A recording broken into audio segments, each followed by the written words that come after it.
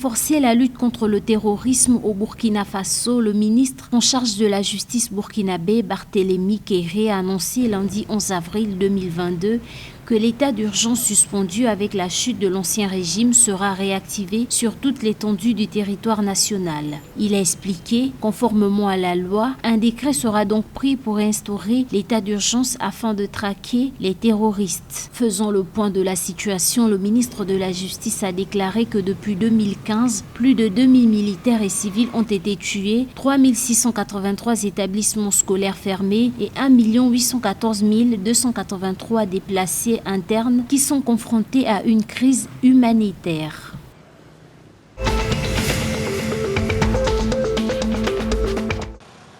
Prévu se tenir le 21 avril 2022, le sommet sur les transitions politiques et la lutte contre le terrorisme au Sahel et en Afrique de l'Ouest est reporté à une date ultérieure. L'information émane d'un communiqué du ministère des Affaires étrangères du Togo paru le 11 avril 2022. À l'initiative de Lomé, en collaboration avec les États-Unis, la rencontre devrait permettre d'améliorer la compréhension des tendances et de développement récents dans les pays des régions concernées, de s'accorder sur les voies et moyens pour contenir l'extension de la menace terroriste et pour rester mobilisés face à ce péril sécuritaire.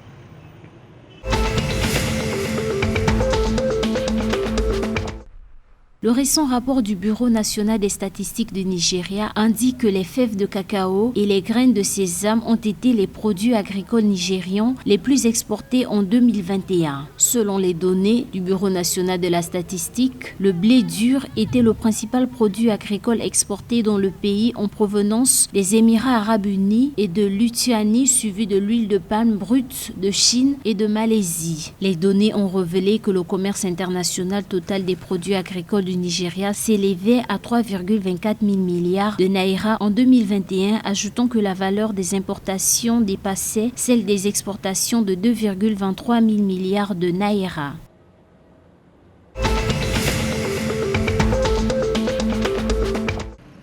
Le Mali a annoncé lundi 11 avril 2022 alléger les mesures restrictives jusqu'ici prises pour lutter contre la propagation de la pandémie du Covid-19.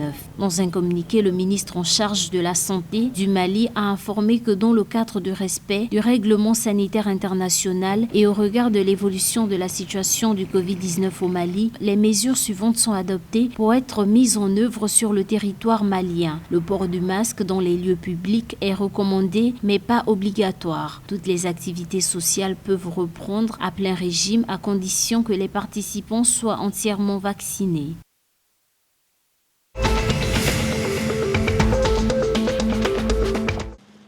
Le Ghana accueillera les assemblées annuelles 2022 du groupe de la Banque africaine de développement du 23 au 27 mai 2022 dans sa capitale Accra. Le thème de cette année est favoriser la résilience climatique et une transition énergétique juste pour l'Afrique. Une annonce faite par l'institution financière à travers un récent communiqué. D'après le document, les réunions permettront aux gouverneurs de la banque de partager leurs vues sur les défis du changement climatique et de la transition énergétique auxquels leur pays sont confrontés. Les discussions, selon le communiqué, porteront sur la manière de stimuler le financement de l'adaptation au climat et aux questions connexes.